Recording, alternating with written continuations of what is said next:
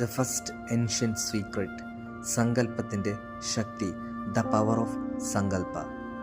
ആദ്യത്തെ രഹസ്യം സങ്കല്പമാണ്.